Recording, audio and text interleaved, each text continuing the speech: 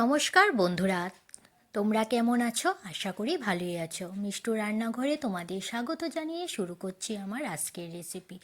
আমার আজকের রেসিপি হলো 5-6 রকমের সবজি দিয়ে নিরামিষ একটি সবজির রেসিপি। এই সবজিটি আমি কিভাবে করি তোমরা পুরো ভিডিওটা দেখতে থাকো। এখানে আমি 6-7 রকমের সবজি কেটে নিয়েছি। এখন আমি রান্নাটা বসিয়ে দেব। গ্যাসে কড়াই বসিয়ে দিয়ে দিলাম সর্ষের তেল। রান্নাটা আমি সর্ষের তেলেই করব। তেলটা গরম হয়ে এসেছে। এখন আমি ফোড়নে দিয়ে দেব শুকনো লঙ্কা 2-3টে। শুকনো লঙ্কা দেওয়ার পর দিয়ে দিলাম কালো জিরে।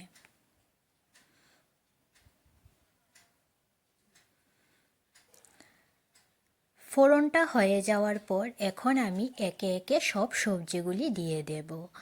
প্রথমেই আমি দিয়ে দিচ্ছি ব্রোকলি। এখন আমি দিয়ে দেব ফুলকপি। ফুলকপি দেওয়ার পর দিয়ে দেব আমি আলু।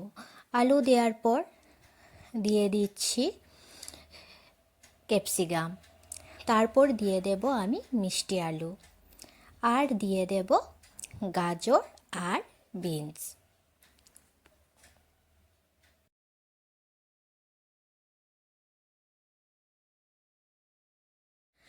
একে একে সব সবজিগুলি আমার দেয়া হয়ে গেছে।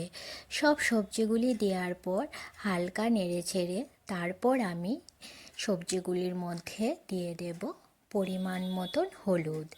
এখানে আমি 1 চামচ হলুদ দিয়ে দিলাম।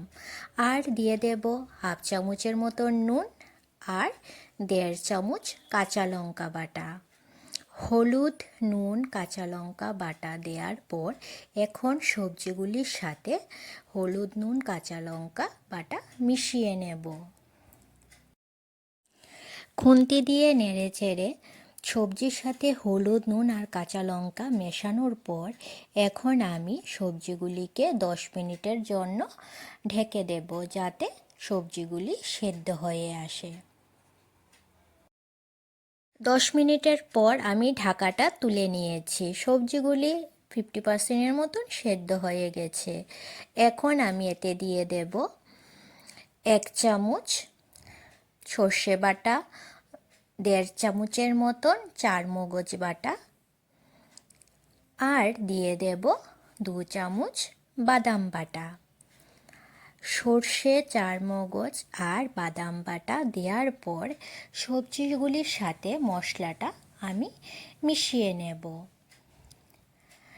সবজিগুলির সাথে মশলাটা মেশানোর পর আমি আরও 5 মিনিটের মতন ঢাকা দিয়ে দেব, যাতে সবজিটা পুরোপুরি সেদ্ধ হয়ে যায়।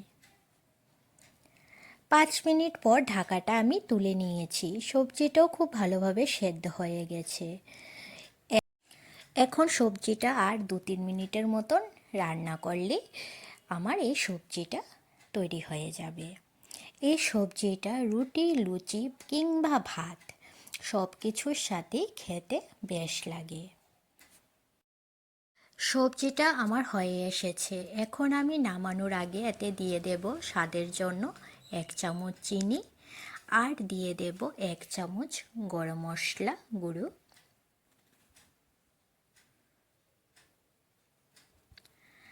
আর দিয়ে দেব 1 চামচের মতন ঘি।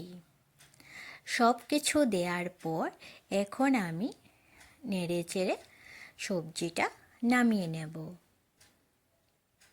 নিরামিষে সবজিটি আমার রান্না হয়ে গেছে। এখন আমি সবজিটি প্লেটে নামিয়ে নেব। আমার এই রেসিপিটি যদি তোমাদের কাছে ভালো লেগে থাকে তাহলে বাড়িতে অবশ্যই রান্না করে খাবে। খেতে খুব স্বাদ হয়। আর আমার রেসিপিটি যদি তোমাদের ভালো লেগে থাকে তাহলে লাইক আর সাবস্ক্রাইব করে দেবে। আমার ফেসবুক পেজ মিষ্টু রান্নাঘর, এই পেজটি ফলো করে দেবে। ফেসবুক পেজের লিংক আমি ডেসক্রিপশানে দিয়ে দিয়েছি।